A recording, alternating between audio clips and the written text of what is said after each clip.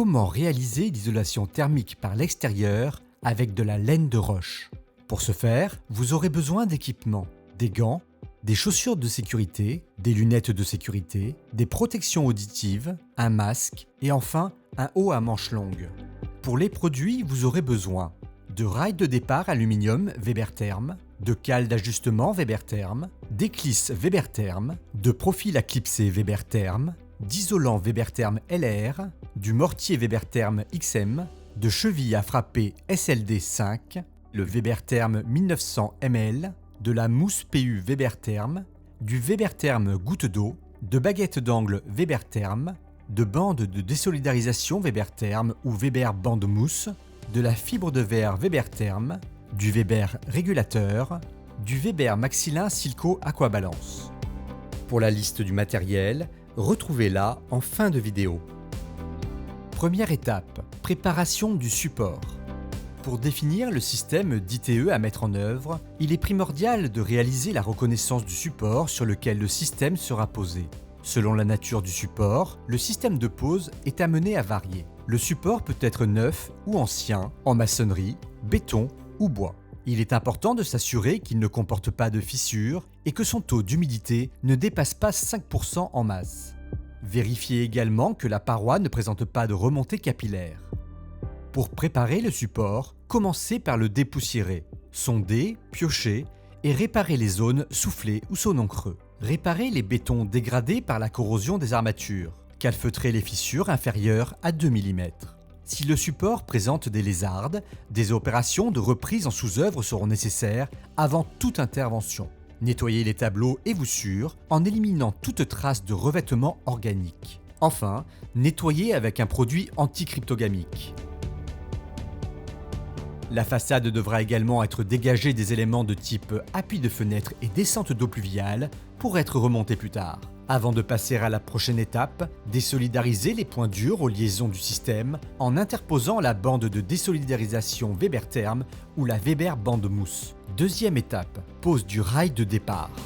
Le rail de départ permet au panneau d'être bien droit, de laisser respirer le mur et enfin de limiter l'impact des rongeurs et autres nuisibles en empêchant leur montée. La pose du rail doit être précise. Il est donc important de réaliser un calepinage reprenant la hauteur par rapport au sol, qui doit être de 150 mm par rapport à la goutte d'eau du rail, la distance entre deux fixations, qui doit être inférieure à 300 mm, la distance entre fixation et extrémité du rail, qui doit être inférieure à 50 mm, l'espacement entre deux rails, qui doit être de 2 à 3 mm, la distance entre fixation et arête du support, qui doit être supérieure à 35 mm, et enfin, la coupe d'onglet aux angles entrants et sortants. À présent, réalisez la pose. Sur la base du calepinage, tracez les éléments sur la façade.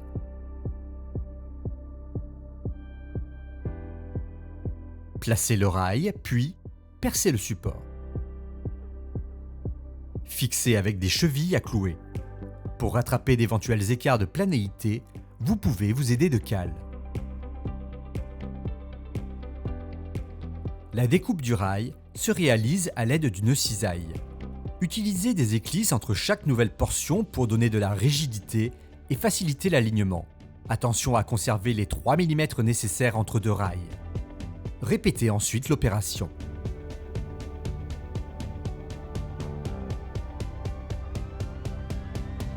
Après avoir posé l'ensemble du rail de départ, placez le Weber-Therm profil à clipser stop enduit.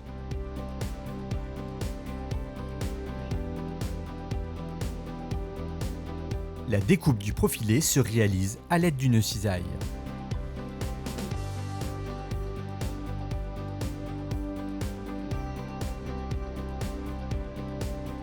Troisième étape, pose de l'isolant. La pose doit être réalisée avec une température extérieure située entre 5 et 30 degrés. En cas de pluie, il est nécessaire de protéger la façade. Attention, certains points spécifiques sont à noter. Effectuez la pose à joint décalé avec une distance comprise entre la moitié et le tiers de la longueur du panneau, en veillant à respecter une distance de minimum 20 cm entre deux joints verticaux. Ils ne doivent également pas être dans le prolongement des tableaux de menuiserie, ce qui implique que la découpe en L est obligatoire, avec une cote de 20 cm minimum sur tous les côtés du L.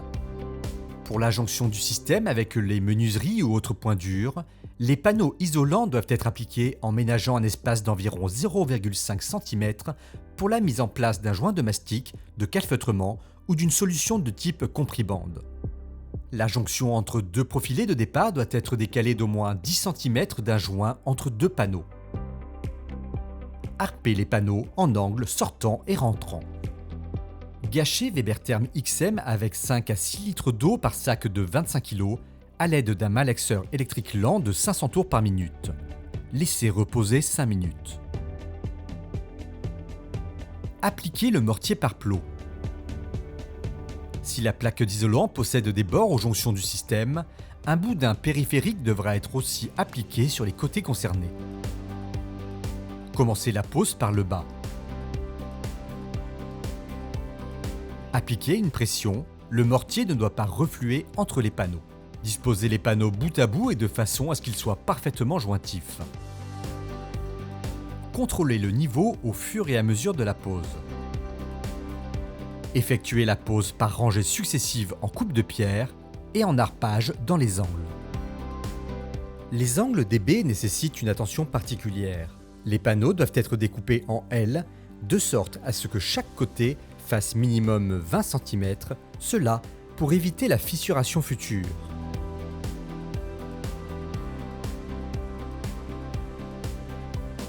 Après avoir posé l'ensemble des panneaux, réalisez l'isolation des tableaux et voussures si celle-ci est possible. Dans le cas où certains panneaux ne sont pas parfaitement jointifs, comblez les espaces à l'aide de la mousse Webertherm. Après séchage, nous pouvons réaliser le chevillage. Prépercez à l'aide d'un foret adapté. Insérez ensuite la cheville, puis clouez-la. Répétez l'opération sur l'ensemble de la façade.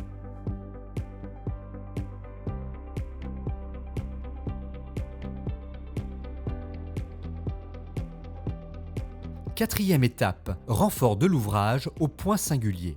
Il est essentiel de traiter l'ensemble des points singuliers de l'ouvrage. Les armatures sont à maroufler avec le mortier Webertherm XM. Les angles horizontaux rentrants sont traités avec un profilé goutte d'eau. Il s'agit notamment du sous-linteau. Appliquer une première couche de mortier, positionner le profilé, puis lisser. Les angles verticaux sortants sont traités avec une baguette PVC. Pour les angles rentrants, marouflez une armature.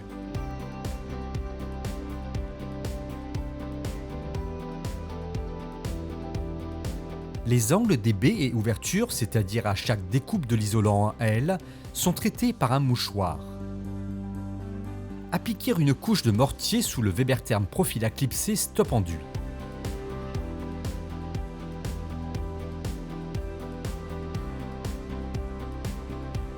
Cinquième étape, application de la couche de base armée.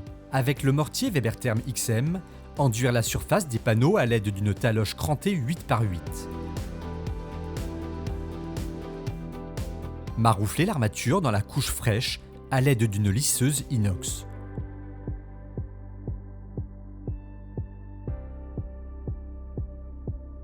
À l'aide d'un cutter, coupez l'excédent. Attention, les armatures doivent se chevaucher sur 10 cm.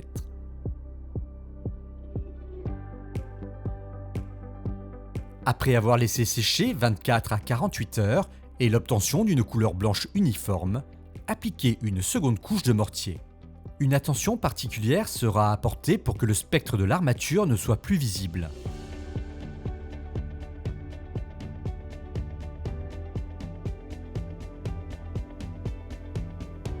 Après séchage, homogénéisez le régulateur de porosité Weber Régulateur, puis appliquez-le à l'aide d'un rouleau.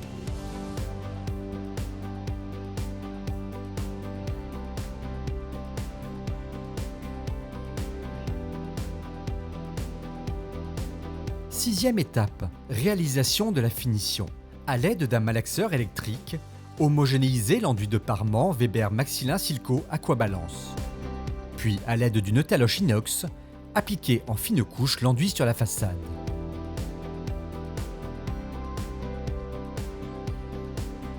Enfin, lissez l'enduit avec des effets circulaires.